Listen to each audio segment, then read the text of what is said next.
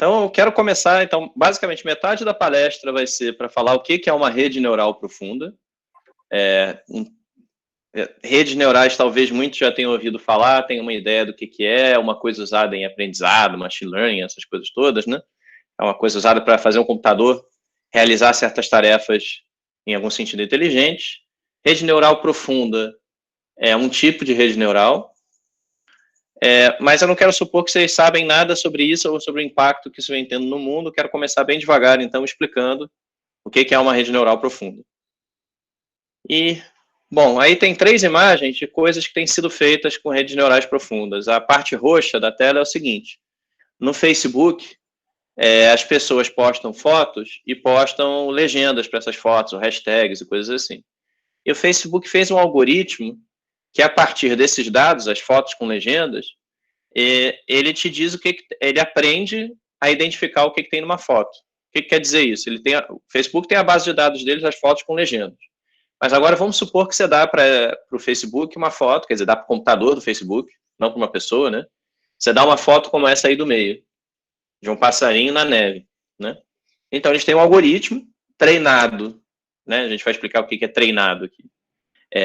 Treinado com essa base de dados do Facebook, que agora pega uma foto, sem uma legenda, e lista os objetos que tem essa foto. Então, vocês veem aí, bird, pássaro, né? Vem o tipo de pássaro, vem neve.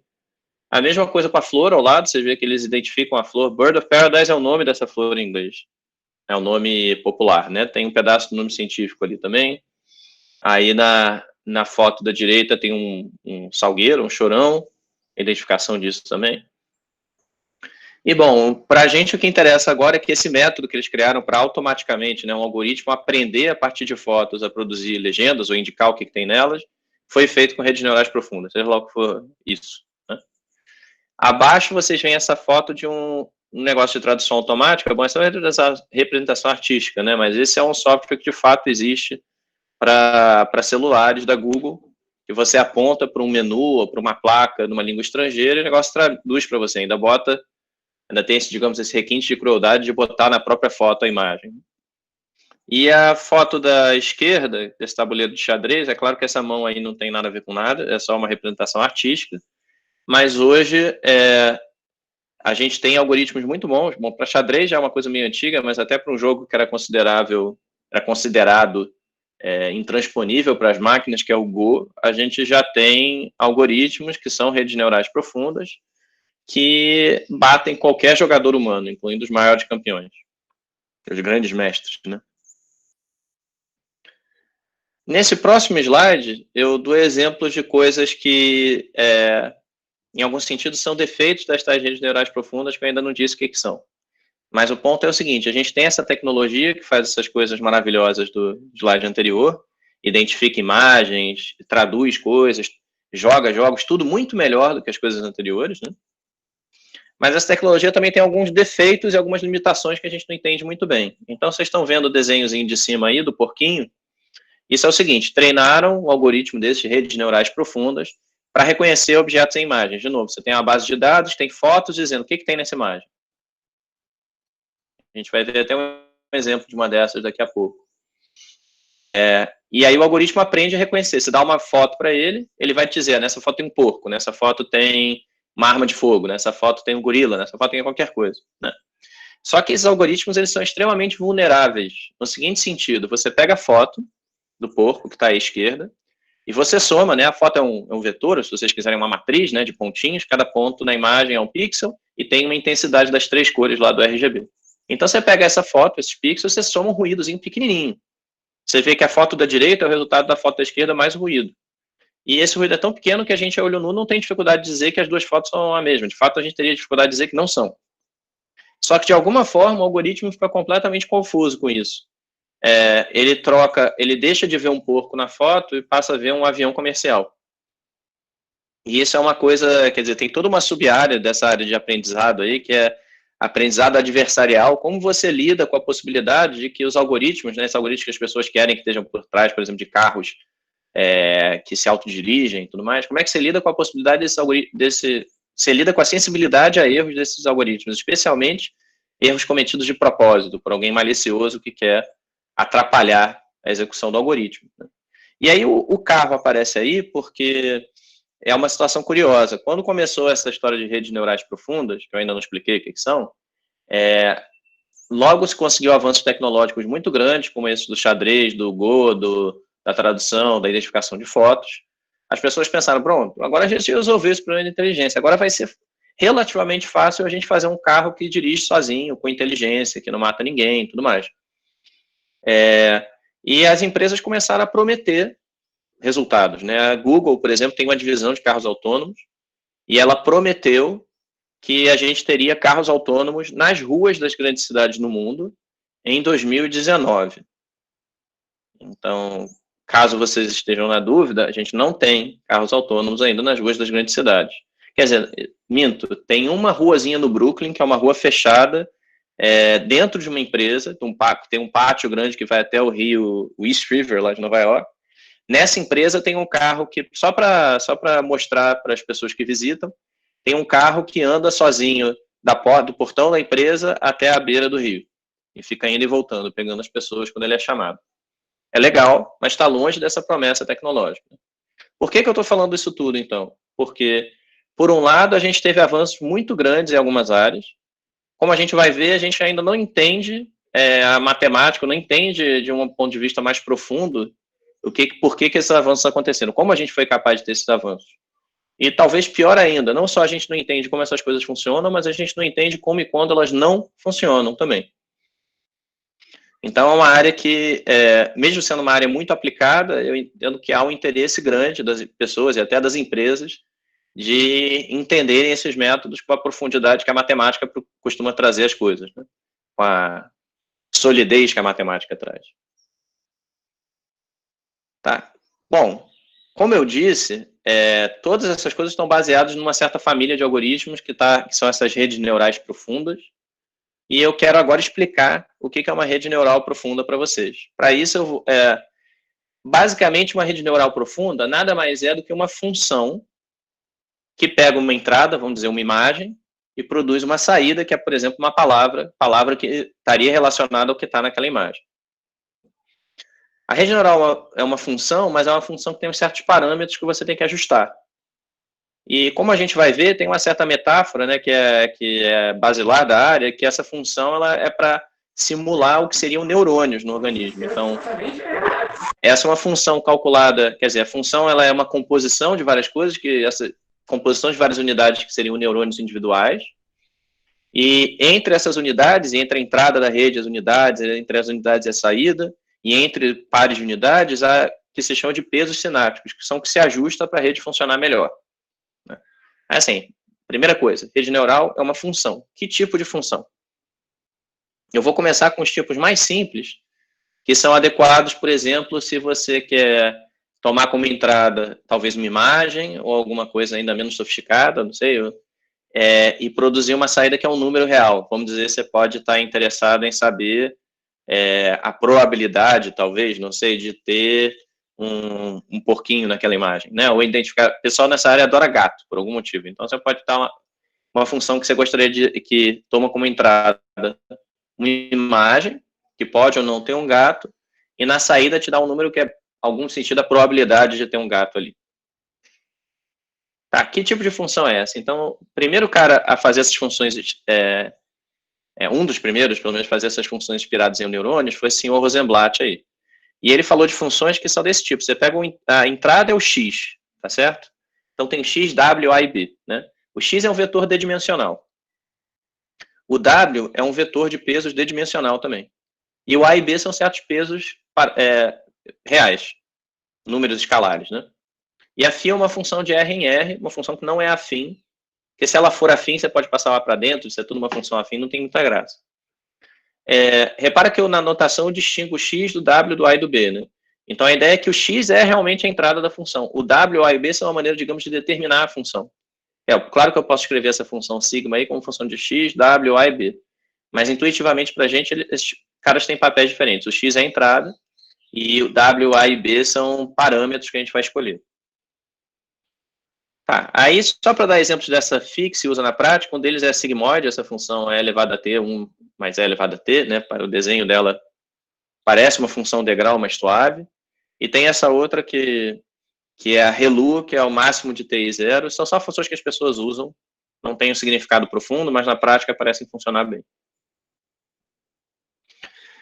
E a função, você pode pensar que é a seguinte, vamos para facilitar, imaginar que a entrada é um vetor de dimensão 3, que nem está aqui, tem coordenadas x1, x2 e x3. O W, se vocês lembram bem, é um vetor de dimensão igual a do x, então ele também tem dimensão 3, tem esse W1, W2, W3. E aí tudo entra, quer dizer, a entrada é modulada pelos pesos, entra no neurônio, o neurônio faz uma função linear e sai alguma coisa. Né? Esse seria a descrição matemática do neurônio. Né? Discutível que dê certo, mas tudo bem. Mas aí então, a metáfora é essa, a entrada de fato é o x, e aí o W, o A e o B, eles te dizem que função de x você está calculando. E a função é essa aqui. E aí eu acho que fica claro o papel de W como pesos sinápticos, né? Se a gente imagina que isso aqui é um neurônio, as entradas no neurônio, isso acho que dá para entender, quer dizer, tem uma ideia aqui de neurociência por trás aí. Tá, isso então seria a descrição de um neurônio só. O que é uma rede neural profunda? A área chama isso Deep Neural Network em inglês, aí tem essa sigla DNN que todo mundo usa.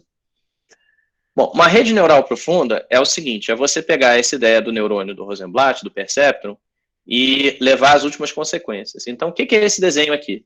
A entrada, as bolinhas da entrada aqui do input layer, são um vetor, no caso, de dimensão 8. Então, essas aqui seriam as 8 coordenadas do vetor. Nessa hidden layer 1, camada escondida 1, o que você tem são várias funções igual aquele perceptron aqui. Ou seja, por exemplo, a primeira bolinha de cima, da hidden layer 1, ela tem uma certa escolha de pesos, né? Para cada coordenada da entrada, ela tem os pesos correspondentes, portanto, tem um vetor W correspondente, e tem uma escolha de A e B também. Então, aqui nessa primeira bolinha é calculada uma certa função. E a mesma coisa na segunda, na terceira, na quarta, na quinta, na sexta, sétima, tudo mais.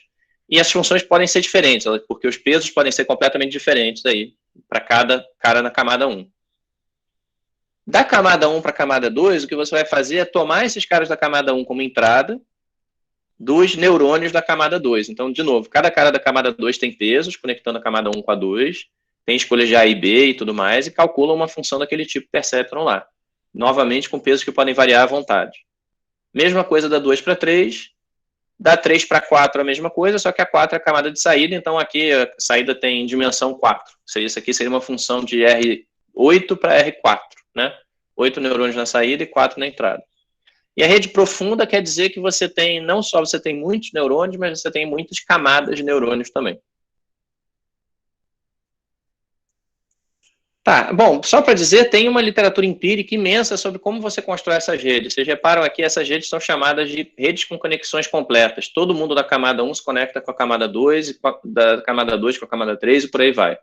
Tem outras, o pessoal chama de arquiteturas de rede possíveis, mas a ideia é sempre a mesma e tem toda uma literatura dizendo, nesse problema esse tipo aqui é bom, aí vem o cara e diz que esse tipo não é bom, e tem muita coisa de engenharia, assim, mas falta um entendimento mais profundo disso. Então tá, eu já expliquei para vocês o que é uma rede neural, já expliquei que tem pesos, né? Rede neural é uma composição daqueles neurônios, daqueles perceptrons, expliquei que tem pesos e falei, o peso significa o que você faz com a entrada, né? Ou o que você faz com a entrada da camada anterior.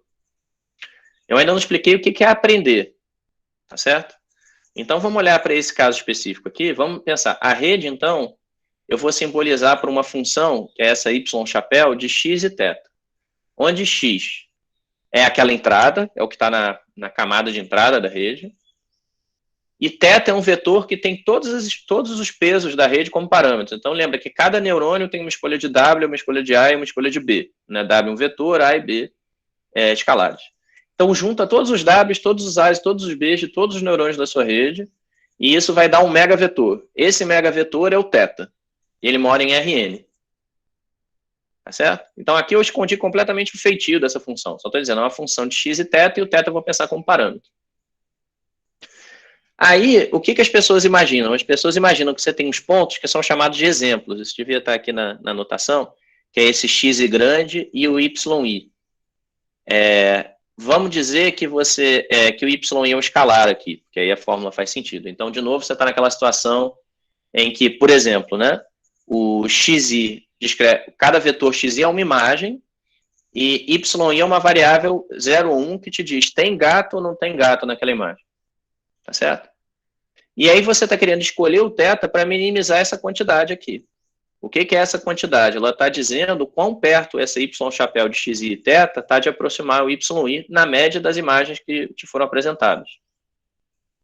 Tá certo? Isso tudo eu estou usando como exemplo, mas a gente pode, assim, em várias outras situações, você podia não estar procurando gato, estar fazendo outras coisas, mas você vai ter algo parecido com isso aqui. Talvez a única diferença seja que a saída da rede, o yi, seja um vetor. Aqui é um escalar. E aí tá, o que significa aprender os pesos da rede? Bom, você tem esse imenso vetor de parâmetros que é o θ, contendo todos os pesos de todos os neurônios. Você quer ajustar o θ de modo a minimizar essa perda que está aí. Ou seja, y chapéu de xi e θ está o mais próximo possível de yi.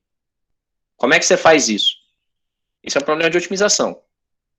E o que as pessoas fazem na prática é usar o método de otimização mais bobinho que tem para tentar otimizar essa perda, que é a descida de gradiente. A gente aprende lá em cálculo, primeiro curso de cálculo em várias variáveis, que o gradiente é a direção em que uma função mais aumenta. Se você está num ponto e quer andar um pouquinho em alguma direção a partir daquele ponto, para a função aumentar o máximo possível, você deve andar na direção do gradiente. Do mesmo modo, se você anda em menos a direção do gradiente, a função vai diminuir o máximo possível, infinitesimalmente, né?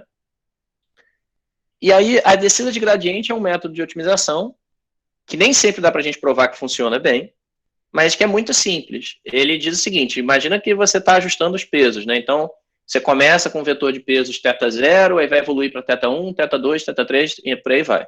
Em cada passo, o que você faz é calcular o valor da função perda, né? Que você quer minimizar no θk, e andar um pouquinho na direção desse gradiente. Quer dizer, você não calcula o valor da função perda, você calcula o vetor gradiente da função perda, e anda um pouquinho na direção do gradiente. Então, esse αk te diz o quanto você anda. Isso é um método de otimização bom? É outra pergunta teórica importante. Em geral, não. Nada garante que esse método, para uma função geral, vai achar um mínimo global dela, por exemplo. Você consegue mostrar que vai achar um ponto crítico, mas nem um mínimo local talvez você consiga provar que ele acha. Né? Você pode parar. Essas iterações aqui, se você chegar num ponto onde o gradiente é 0, elas param. Né? Estacionam. Mas aí esse ponto pode ser máximo, pode ser mínimo, pode ser célula, local, né? Não, nada te diz que você foi bem. Mas é isso que as pessoas fazem. Como várias coisas nessa área, tem a questão prática, né? Quer dizer, funciona bem na prática, é um método que você sabe implementar muito rápido, graças a uma conta esperta para a regra da cadeia. Assim, você olha a rede aqui, deixa eu voltar rapidinho, você olha essa rede e pensa, pô, como é que eu vou calcular o gradiente em cada peso aqui? Bom, calha de ser verdade que você tem uma maneira muito esperta de escrever a regra da cadeia aqui, e você faz um cálculo muito, muito veloz do gradiente da função via esse método que é chamado backpropagation. Tá. Então, agora eu disse que as pessoas fazem na prática com redes neurais profundas. Elas, basicamente, você cria a rede, se é a função y chapéu de x e θ, aí eu te dou pares xi maiúsculo, né, y maiúsculo, que são xi a imagem, y o que você quer prever da imagem. Por exemplo, 1 se tem gato e 0 se não. E aí você escolhe o θ, você tenta minimizar essa perda fazendo uma descida de gradiente na escolha de θ. Tudo indica que isso funciona muito bem para vários problemas. E funciona rápido, e funciona mesmo quando você tem muitas camadas, e claro, tem toda uma engenharia nesse caso não está funcionando bem, a gente vai mudar um pouquinho. O método é computacionalmente muito custoso, mas as pessoas têm recursos e têm dados e conseguem rodar isso. E aí você consegue aquelas coisas super legais, tipo o software que automaticamente te diz o que está numa determinada foto, que ele nunca tinha visto na vida. Né? Mas por que isso funciona, a gente não sabe. E seria muito bom saber, inclusive, entender as limitações, como eu falei. Né? Também tem situações em que esses métodos não funcionam bem. E a gente possivelmente entender melhor essas coisas tem aplicações também. Aí só para dar uma ideia, né? Isso aqui, esse CIFAR10 é uma base de dados que as pessoas usam na área de aprendizado, né, machine learning, como um teste, uma base de teste. Ela tem um monte de imagens, né? Em várias categorias, o avião, automóvel, pássaro, gato. ela foi escolhida de modo a ser simples, ou seja, para cada imagem, basicamente, tem uma única entidade ali, né? Uma única dessas entidades. E aí você tem essas 10 categorias aí de objetos, e para cada uma você tem um montão de fotos. Então as pessoas usam isso, pegam essa base e tentam treinar um algoritmo para reconhecer, né? Tipo, dão metade dos exemplos na base de dados para o algoritmo aprender e depois usam a outra metade para testar. E aí você vê qual a taxa de erro que você obtém. E graças a essas redes neurais profundas, a taxa de erro era tipo 1 em cada 5 errado. E passou a ser 1 em cada 100 errado. Então não tem nem comparação. Os métodos que se tem hoje para, por exemplo, reconhecimento de objetos em imagens são muito, muito, muito superiores ao que se tinha no passado. E a gente não sabe por quê. Eu, pelo menos, acharia muito legal entender melhor isso. Tá bom. Mas, para falar de compreensão teórica, deixa eu acelerar um pouquinho.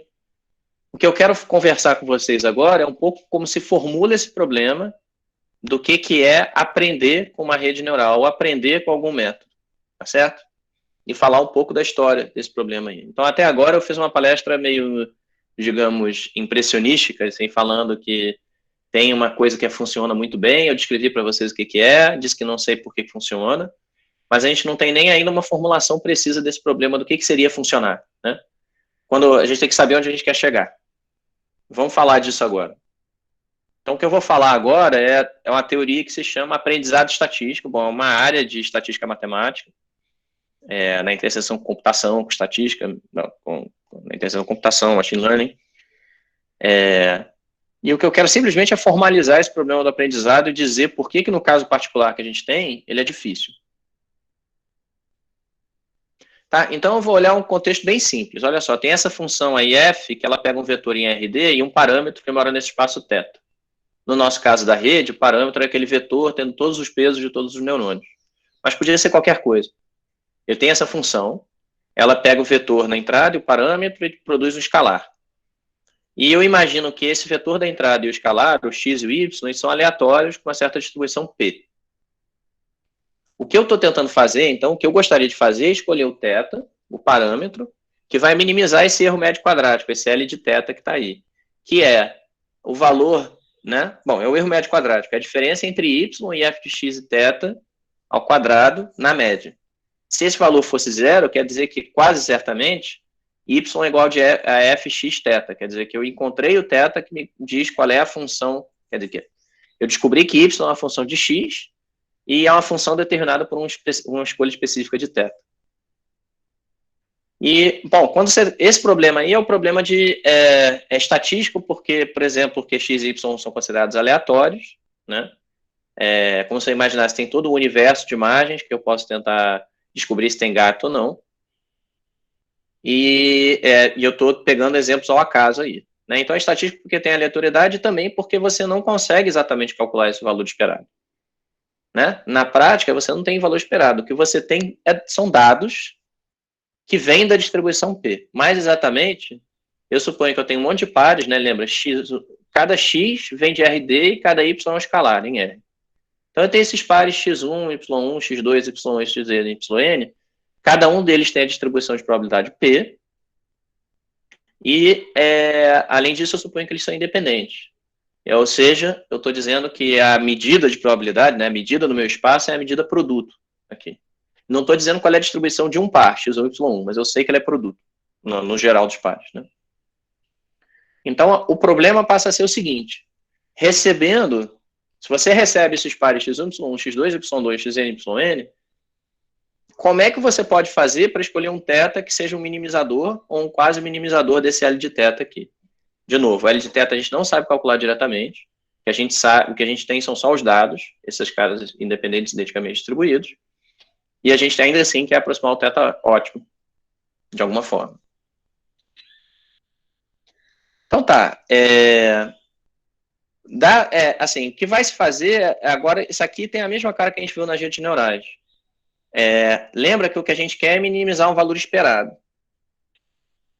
E essa ideia de minimização de erro empírico é trocar o valor esperado pelo erro médio na amostra. Então, onde tinha uma esperança, que é uma integral, eu troco por essa soma, por essa média aritmética do erro para cada exemplo, né? Para cada par x, y, y. Então, uma ideia importante na área, assim, um algoritmo canônico, vamos dizer, é essa minimização de erro empírico. Você constrói essa função a partir dos dados, para cada θ você tem um valor, agora escolhe esse θ chapéu n, que é o cara que minimiza essa função.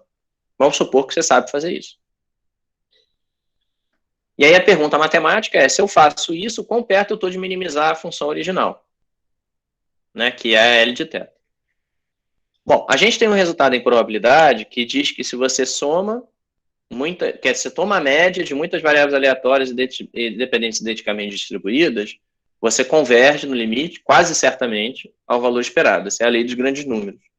Então, cada média daquelas que eu escrevi, ela está perto do valor esperado correspondente. E, portanto, essa função de erro empírico que a gente escreveu deve estar perto da L de θ. E aí eu estou dizendo o seguinte, olha, θ chapéu n é um minimizador da L chapéu n. E como a L chapéu n está perto da L, provavelmente ele está perto de minimizar a L também. É basicamente isso que se faz. Mas para isso funcionar, você precisa usar essa lei de grandes números aqui, não para um valor de θ específico, mas potencialmente para todos os θs do seu problema ao mesmo tempo, todas as escolhas de parâmetros possíveis. E aí você precisa de uma versão que chama Teorema Uniforme dos Grandes Números, Lei Uniforme dos Grandes Números. E tem um monte de versões disso, com refinamentos variados por esses senhores e muitos outros matemáticos eminentes. Mas então, isso tudo é a teoria que você precisa para entender como esse cara aqui se sai, o minimizador do erro empírico.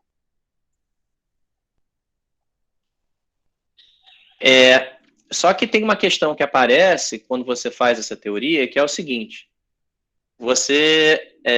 Desculpa eu ficar indo voltando os slides aqui, mas a gente está interessado nessa aproximação da L pela L chapéu. E, como eu disse, a gente precisa considerar todos os valores de θ, essencialmente, simultaneamente, ou pelo menos um subconjunto grande deles. Então, a gente precisa saber como se comporta esse erro uniformemente. Como se comporta esse erro, né, esse erro de aproximação uniformemente, tem duas componentes. Quer dizer, tem uma componente muito importante, que é essa variância aí. Que é, se o conjunto θ de parâmetros que você escolher é muito grande, então aquele erro na lei dos grandes números, ele vai ser potencialmente muito grande também. Estou querendo dizer o seguinte, imagina que você está usando uma rede neural que tem, não sei, 10 neurônios. Isso você vai ter um vetor de, não sei, 80 parâmetros, talvez. E aí você vai ter um erro nessa aproximação que é, vamos dizer, 0,01. Que é bom, talvez. Agora, imagina que você, ao invés de usar uma rede com 10 neurônios, você usa uma rede com 10 milhões de neurônios, que é uma coisa que as pessoas fazem na prática. Então, potencialmente, de acordo com essa teoria que as pessoas têm, de lei uniforme dos grandes números, como o seu espaço de parâmetros é muito grande, tem dimensão muito alta, aquela lei uniforme dos grandes números ela não vai funcionar, ou ela vai te dar uma cota muito horrível.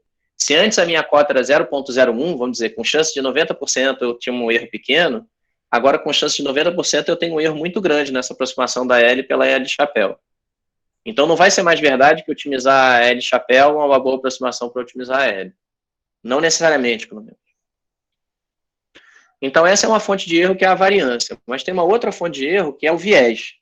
Vamos voltar para esse exemplo das redes com 10 neurônios versus 10 milhões de neurônios, né? A rede de 10 neurônios, o espaço de parâmetros aí, θ, é pequeno, tem dimensão baixa. E isso significa que a rede é, digamos, pouco expressiva. As funções que aquela rede é capaz de calcular, com diferença variando θ, elas não são tão variadas assim. Então é possível que qualquer função naquela família tenha um erro grande.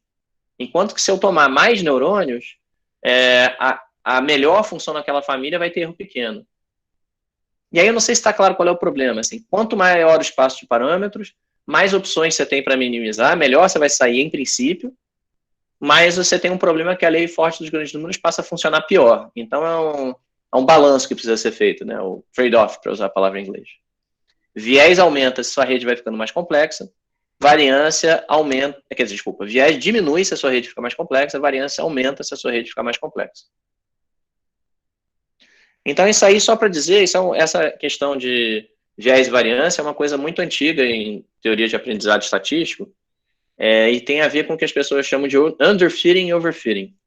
Então, vocês estão vendo aí esses pontinhos em azul, que são uma nuvem de dados, né? Alguma coisa, você está imaginando que tem um y, que é a função aproximadamente de x, talvez com ruído, e você quer fazer o ajuste de alguma curva, né? De alguma função. Você quer dizer, olha, y é aproximadamente uma certa função de x.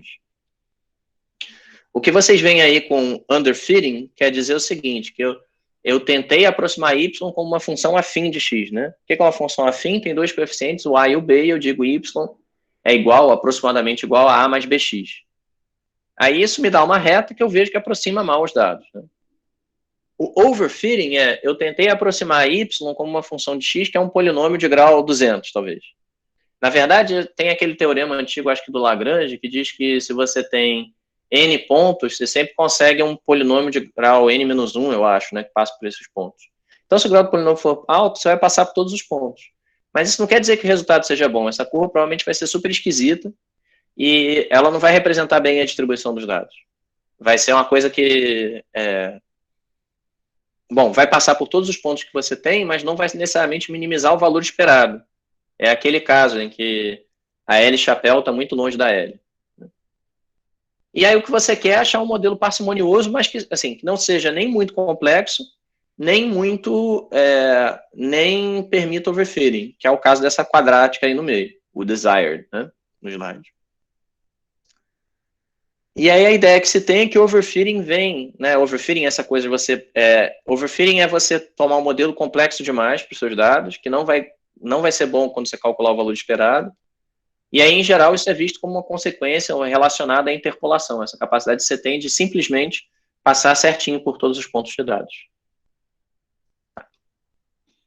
E aí, como eu falei, viés e variância passa a ser um balanço. Você vê nesse gráfico, tem a curva azul, é o erro, você imagina que no eixo horizontal tem a complexidade da rede neural que você está usando.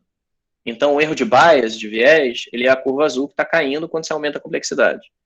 E o erro de variância, que está subindo, é a curva verde, que aumenta quando você aumenta a complexidade. E o erro de generalização seria a soma desses dois, essa curva em vermelho. Então, tem um ponto de capacidade ótima, de complexidade ótima, que você deveria tentar atingir, de acordo com a teoria tradicional de aprendizado estatístico. Tá. Então, agora, o que eu quero explicar é que essa teoria toda que eu expliquei, que eu disse, né, quer dizer, a formulação do problema de aprendizado estatístico está correta. Mas a teoria que eu apresentei para vocês, de fato, ela não tem como funcionar para essas redes neurais profundas. Tá certo? Tá. Então, vamos ver isso aí. Olha. A primeira coisa, eu vou dar uma boa notícia, que é a seguinte. Uma rede neural de uma camada interna, ela já é capaz de aproximar qualquer função contínua. Ou seja, se o y é uma função de x, né, naquele nosso problema, ela é capaz de aproximar, e essa função é contínua, a rede neural é capaz de aproximar. E isso continua sendo verdade, mesmo que você tenha y como função de x mais um ruído. Então, você consegue mandar o viés para zero, mesmo com uma camada. Isso é um teorema que é consequência do teorema de Sturm-Weierstrass. Bom, o artigo que observou isso e fez a continha direitinho para as redes neurais, esse aí de baixo. Não é um teorema super difícil de provar, na verdade é quase uma coisa que dá para botar numa lista de exercícios de um curso. Mas então, em algum sentido, a gente vê que as redes neurais nem precisam ser muito complexas para ter viés pequeno, né? Ou seja, o modelo não precisa ser muito complexo para ter pouco viés. Basta uma camada. Mas tá. Agora vamos lembrar, vamos observar o que pode dar errado. E pode dar quer dizer que a teoria não proíbe que isso dê errado. Bom, vocês lembram que a aprendizagem estatística eu falei, olha, tem a função L de θ que eu queria minimizar, o valor esperado. Eu não sei calcular. Então eu troco o valor esperado pela média, que é a L chapéu N, e tento minimizar a L chapéu N. Né? Mas esse passo de minimizar a L chapéu N pode ser, eu disse, vamos supor que a gente sabe calcular o mínimo, que é o θ chapéu N. Mas na prática a gente quase nunca sabe. E o que as pessoas fazem em redes neurais, como eu falei para vocês, é fazer aquela descida de gradiente. E a descida de gradiente, como eu também falei para vocês, ela não tem nenhuma garantia de que ela vai minimizar a função. Então não é nada claro que aquele θ chapéu N seja calculável em tempo razoável na prática, ainda mais quando tem muitos dados. Esse desenho aí na tela, da Chiara Camarota, é uma representação meio artística de um tipo de função que é associada ao que chama em física de vidros de espinhos. Físicos matemáticos têm o maior interesse nessa área de aprendizado agora. Mas isso aí é tipo dizendo o que está errado. Tem funções em outra dimensão, funções escolhidas ao acaso, em algum sentido, que elas são muito complexas. Então, repara que essa função tem um monte de vales, um monte de picos. Se você fizer uma descida de gradiente aqui, provavelmente você vai ficar preso num vale, ou vai chegar rapidinho num lugar que é um mínimo local e está longe do mínimo global. Então, não é nada claro. Em primeiro lugar, a primeira coisa de aprendizado estatístico clássico já falha. A gente nem sempre vai ser capaz de achar o teta-chapéu N, o minimizador do risco empírico, do erro empírico. A outra coisa é uma observação puramente empírica, uma observação que é na prática. Lembrem que eu falei que tem aquele trade-off, né, o balanço entre viés e variância, e que, que tem a ver com aquele overfitting, que é você conseguir passar uma curva por todos os pontos, e que tradicionalmente entende-se que quando você chega ao ponto de fazer overfitting, é que seu modelo é complexo demais, você deve usar um modelo mais simples. Só que na prática isso está longe de ser verdade. As redes neurais que têm o melhor desempenho em tarefas práticas, elas têm muitos neurônios, elas são perfeitamente capazes de fazer overfitting, e ainda assim, elas de fato fazem overfitting nos dados, e ainda assim elas parecem funcionar. Ou seja, quer dizer, elas não fazem overfitting, perdão, elas fazem interpolação. E isso é uma coisa muito estranha do ponto de vista dessa teoria que foi desenvolvida ao longo de, sei lá, 30, 40 anos, desde os anos 70 até 2010, talvez. Ou por volta de 2010. Quer dizer, a teoria continua sendo desenvolvida, mas a gente vê que tem esse caso de muita importância prática, que são as redes neurais profundas, em que ela não se aplica. Então, aqui é um desenho de um artigo mais ou menos recente, né, quer dizer, bem recente, de 1 ano e meio atrás, a versão pré-print dele, que está dizendo, olha, na esquerda você tem um gráfico do que se esperaria na análise de viés e variância clássica. Né? No eixo horizontal, você tem a complexidade dos estimadores que você está usando, por exemplo, a complexidade da sua rede neural. E aí o que você espera é que tem essa curva sólida, que é o erro de teste, seria o erro naquele valor esperado. Né? Você espera que se a rede é muito simples, o erro é alto, se a rede é muito por causa do viés, tem muito viés aqui, se a rede é muito complexa, o erro é alto também por causa da variância, e no meio do caminho tem um ponto ótimo. O que acontece com as redes neurais? Você tem uma figura que é exatamente aquela de antes, só que a partir de um certo ponto, você vai aumentando a complexidade da rede, né? Eu estava falando da figura A, agora eu estou falando da B. Então, essa curva de descida dupla. Você tem, até certo ponto, a curva é igual àquela de antes. Modelo muito simples dá um erro grande, modelo muito complexo dá um erro grande. Mas a partir de um certo ponto, você tem, o erro começa a cair de novo. Então, a rede está ficando cada vez mais complexa e o erro está diminuindo muito. Então, de alguma forma, aquela ideia da variância não está se verificando aqui. Quer dizer, é como se a rede com muitos neurônios ela se comportasse de uma maneira até qualitativamente diferente quer dizer, a rede com infinitos neurônios se comporta de uma maneira qualitativamente diferente da rede com muitos neurônios. O que é muito esquisito. Então, se agora a gente precisar de um mote para a minha palestra, que eu já vou acabar, quer dizer, eu não tenho tanto tempo para falar dos próprios resultados, né? O mote é esse, a gente queria entender o que acontece com a rede quando o número de neurônios cresce indefinidamente. E eu vou passar aqui rapidinho, porque, bom, enfim, porque sim, mas só para dizer, a gente tem muitos trabalhos recentes tentando investigar, quer dizer, observando que essas coisas que a gente está vendo, que descida de gradiente nem sempre minimiza, que métodos que interpolam podem ser bons, a gente tem vários trabalhos recentes mostrando que mesmo métodos ingênuos que as pessoas já usam há muito tempo têm essas propriedades, as pessoas só não tinham se dado conta. Mas tem muito pouca coisa sobre as redes neurais especificamente. E aí vem as hipóteses que a gente fez. Como eu falei, em algum sentido, o que a gente quer provar é que a rede neural, quando se aumenta muito o número de neurônios dela, ela converge para alguma coisa que é mais simples ou mais tratável do que a rede com muitos neurônios, mas sem chegar no infinito, vamos dizer assim. E, além disso, a gente quer tratar isso de uma maneira que a gente quer entender o que esse método de descida de gradiente faz. Então, a gente espera não só que a rede convirja, mas que a descida de gradiente convirja para algum tipo de processo no limite. E, de alguma forma, essa é uma coisa muito interessante que vem da literatura. De alguma forma, o uso dessa descida de gradiente, como eu falei, é usado porque é um método simples, computacionalmente rápido, nada garante que ele faça alguma coisa boa. Mas, de alguma forma, é a simplicidade desse método que está ajudando. Então, a variância, né, aquela história da complexidade do modelo, potencialmente é muito grande, mas o fato que você faz a descida de gradiente te põe numa classe de modelos relativamente simples, onde a variância não é tão grande assim. Ou ele te impede de percorrer, digamos, o espaço todo de parâmetros. E isso diminui a variância. Tá, então agora eu vou falar muito brevemente. Talvez eu deva perguntar quanto tempo vocês me dão para eu terminar. Mas quanto tempo eu tenho, caros organizadores? Roberto, você tem 15 minutos, 1 hora mesmo a palestra? pode ser?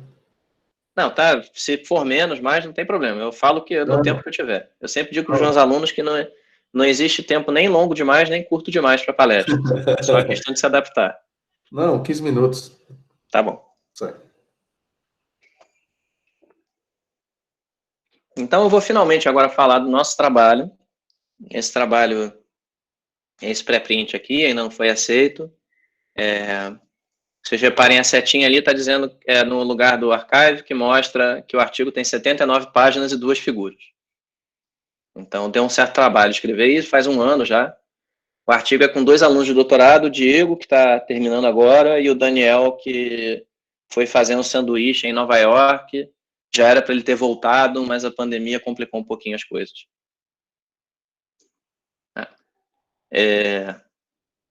Então, só para dizer, assim, eu quero dizer 2 coisas. A primeira é o que é o limite da rede neural, e a segunda é como evolui esse limite no tempo, de acordo com aquela descida de gradiente, certo? Então, deixa eu dizer o que é o limite primeiro. No limite, cada camada da rede neural calcula uma função desse tipo h de x e μ aí. O que é h de x e μ?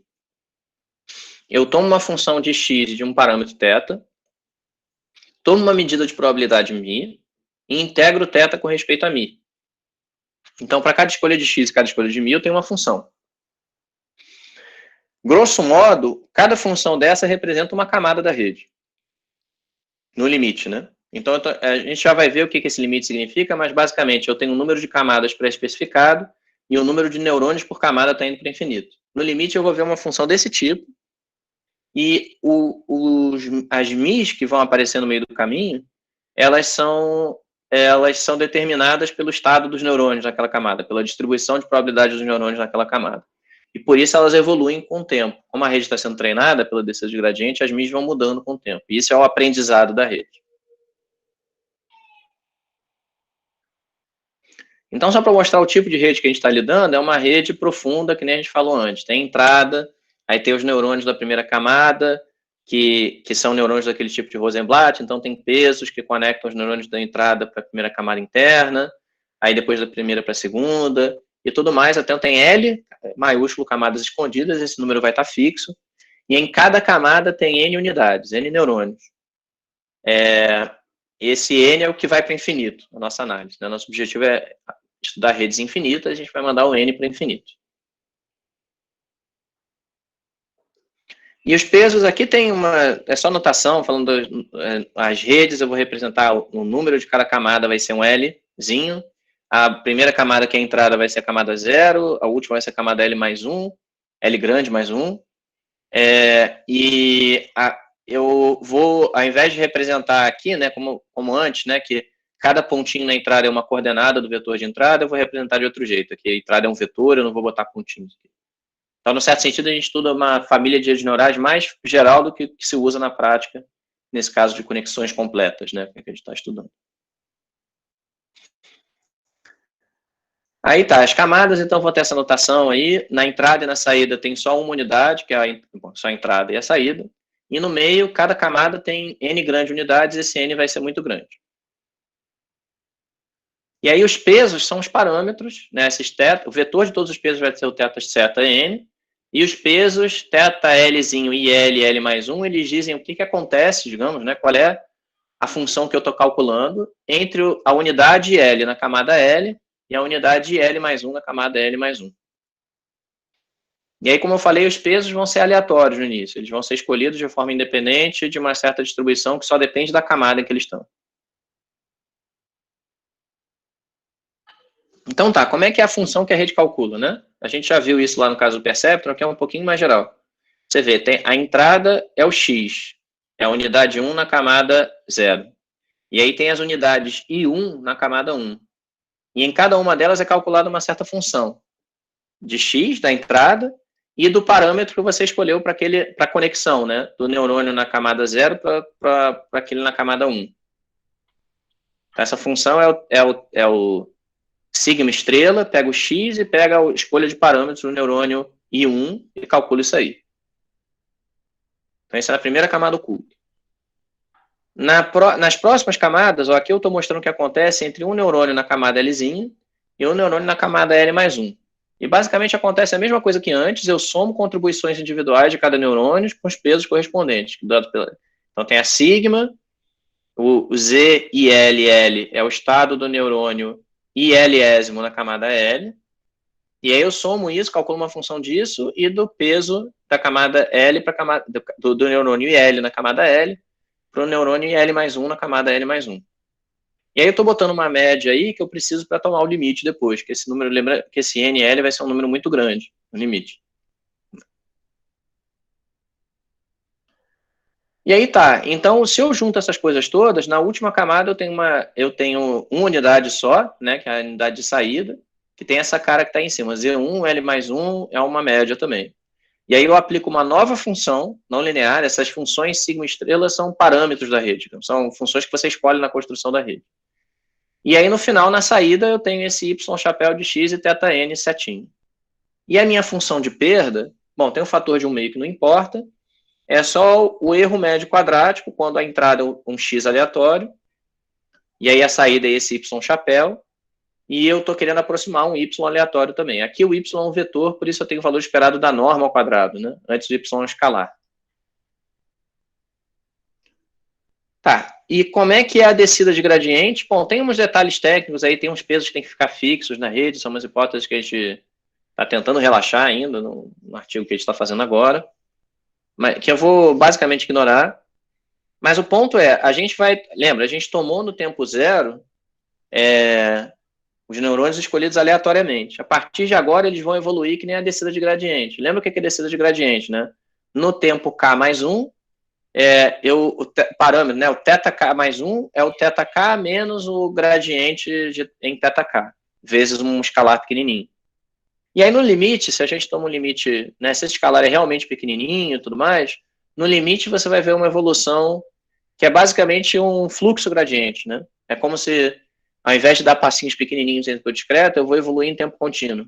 Então o meu vetor de pesos θn de t, ele evolui de acordo com essa derivada aí.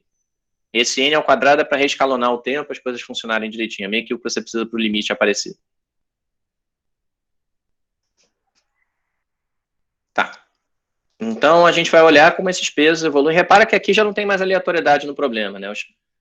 No instante inicial, os θn0 são aleatórios. O vetor θn0 é todo aleatório. Depois disso, ele evolui deterministicamente a partir desse ponto inicial aleatório. Se você quiser, isso aqui é uma EDO com a condição inicial aleatória.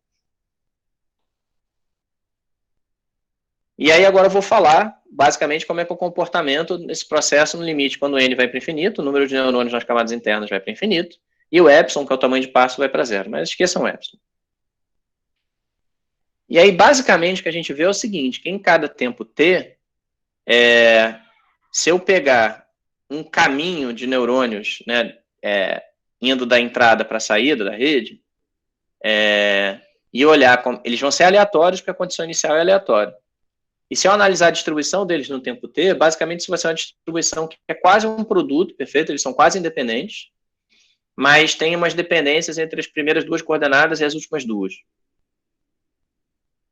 Então aqui eu estou falando de probabilidade de novo, lembra, né? Quer dizer, esses caras aqui, a evolução deles não tem aleatoriedade, mas a condição inicial tem, que é uma EDO com condição inicial aleatória.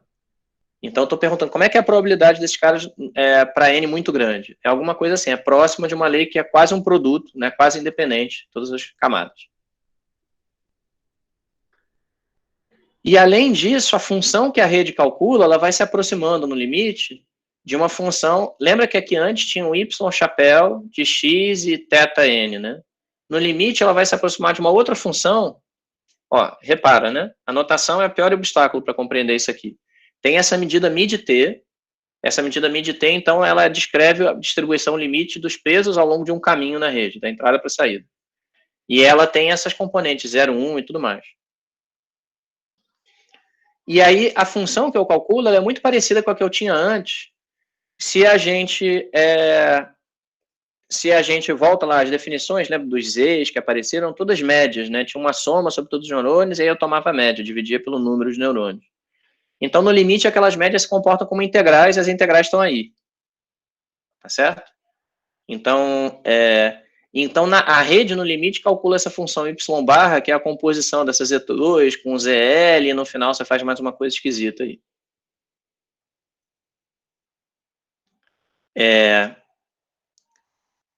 Eu acho que eu já consegui confundir todo mundo, então eu vou tentar mostrar muito rapidamente de onde isso vem, basicamente, tá? Então, a ideia, muito vagamente falando, é a seguinte. Quando você olha a evolução de um peso lá no meio da rede, lembra, ele está evoluindo pelo gradiente, né, da função P. Então, eu já falei aqui da lei dos grandes números. A lei dos grandes números significa que toda vez que você toma a média de muitos termos, aquilo se comporta como uma quantidade quase determinística. Né? Esse é o que a lei dos grandes números diz. No caso mais simples, você toma uma média de muitas variáveis aleatórias independentes, identicamente distribuídas, e aquilo se comporta praticamente como valor esperado, que é uma quantidade determinística. Quando você olha para o neurônio lá na camada L, lá no meio da rede, longe da entrada e da saída, esse cara está interagindo, né? Quer dizer, você olha para o peso, na verdade, né? Não é o neurônio, é o peso sináptico. Quando você olha para esse peso sináptico, ele está interagindo com vários outros pesos sinápticos. E sempre um número muito grande desses pesos, um número muito grande de caminhos para entrada e para saída. Então, quando eu falo interagindo, eu estou pensando quase numa analogia física mesmo, assim, que é um sistema de partículas que interagem, e esse cara interage com muitas. E como essas muitas, você está sempre tomando uma média, o que você precisa para ter um limite para esse processo, então, na média, ele está vendo coisas que são puramente determinísticas. É quase como se você dissesse, uma pessoa que interage com muitos brasileiros, na verdade, ela interage com o brasileiro médio. Então, se a gente imagina que a gente vai interagir com 100 pessoas escolhidas ao acaso, isso tem uma variabilidade muito grande, mas se a gente imagina que interage com milhões de pessoas escolhidas ao acaso, isso começa a se aproximar de algo determinístico, do tal brasileiro médio hipotético aqui. E aí, que fenômeno isso causa? Esse peso lá no meio da rede, então, eu estou dizendo, ele evolui de acordo com todos os outros pesos de uma forma estranha. Mas, na verdade, no limite, ele evolui de acordo com peso nenhum. Ele evolui de acordo com uma EDO que é completamente determinística e desacoplada das EDOs para os outros pesos na rede.